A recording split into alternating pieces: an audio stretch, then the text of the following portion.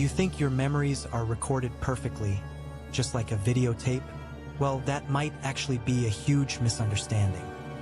Our brains don't simply store memories like files on a computer.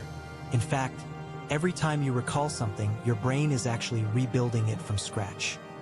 Today, we're diving deep into this astonishing mechanism of memory, known as the reconstructive theory, exploring its fascinating implications.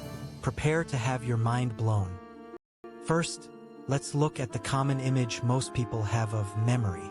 What does it usually entail? You probably imagine old events being recorded directly in your brain and then simply played back when you need them, right? Unfortunately, scientifically speaking, that's not quite accurate. Your brain doesn't handle memories in such a straightforward way. Actual memory is a much more dynamic and creative process. It's almost as if your brain weaves a new story from scratch every time. Our brains accumulate fragments of past events. These are disparate pieces of information. Emotions, locations, sensory details, parts of conversations, and so on. Then, when you try to recall something, your brain gathers these fragments like puzzle pieces and begins to reconstruct them. During this reconstruction process, your current situation, emotions, and even your expectations can significantly influence the outcome. So, what we call a memory is, in essence, a kind of story that your brain constructs in that very moment. The reason the content of a memory can subtly change each time you recall the same event is precisely due to this reconstructive mechanism.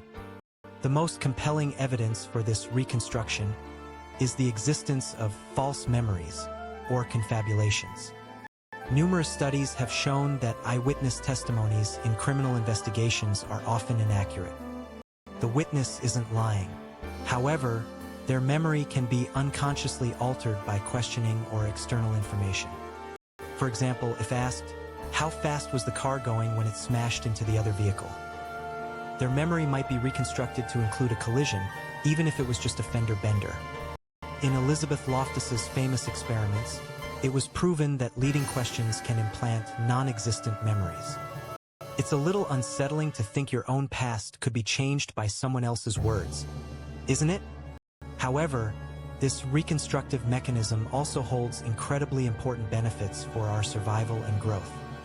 The brain is a highly inefficient organ for perfectly storing all information. It would be like running a massive data center constantly. What's crucial is to retrieve and reconstruct useful information when needed. Therefore, storing only fragmented elements is far more efficient. Furthermore, this reconstructive ability helps us adapt to changing environments and reinterpret past experiences in new contexts. Thanks to reconstruction, we can modify memories to avoid repeating the same mistakes or view the past from a fresh perspective. In psychotherapy, especially in trauma treatment, this idea of reconstruction is considered extremely important. While it's difficult to completely erase painful past memories, the reconstructive process allows us to change their emotional meaning. By reinterpreting the experience from a new perspective, detaching from the emotions, or finding meaning in what was learned, it helps overcome trauma. And another benefit of reconstruction is forgetting. We simply can't remember everything.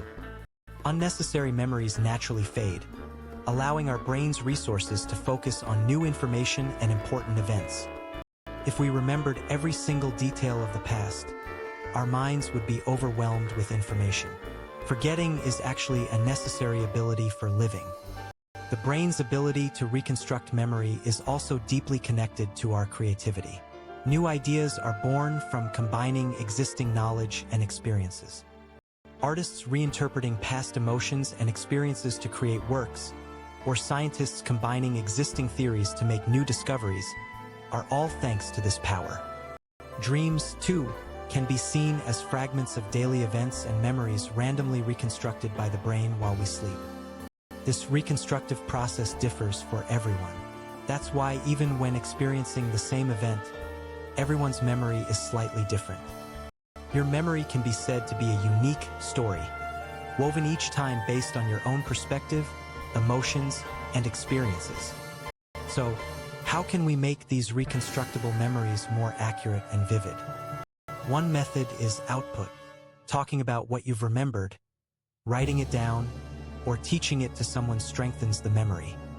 This is because it's a process of solidifying the reconstructed memory more firmly in the brain. Output is essentially practice for reconstruction. Also, memories accompanied by strong emotions tend to stick more vividly. Events that deeply move or surprise us are harder to forget, right? It's also important to engage all 5 senses when experiencing something. When many types of information, scent, sound, touch, are connected, the fragments of memory increase, making reconstruction easier. And quality sleep is essential for organizing and consolidating memories. It's said that the brain performs memory reconstruction and integration while we sleep. To summarize what we've discussed, memory is by no means static stored data. It's a living process that constantly changes and grows. This dynamic reconstructive ability is the crucial key for us to adapt to new environments, learn from past experiences, and create our future. Even past failures and regrets can be reconstructed through the filter of who you are now each time you remember them, taking on new meaning. Painful memories, too, hold the potential to be overcome through the process of reconstruction, allowing you to grow into a stronger, wiser self. At the same time, this knowledge also influences how we receive information. It's important to understand that others' memories and testimonies are not absolute truths. Even your own memories can change each time you recall them. That's why maintaining an objective perspective is always important. Memory is not a record of the past, but a constantly edited, personal story that connects the present and the future. The story of your life is your own living work of art, painted and colored with new brushstrokes every time you recall it. Your memory continues to be reconstructed this very moment. After watching today's video, has your understanding of memory changed? Please share your thoughts in the comments. I hope this hidden truth about memory can enrich your world, even just a little. See you next time.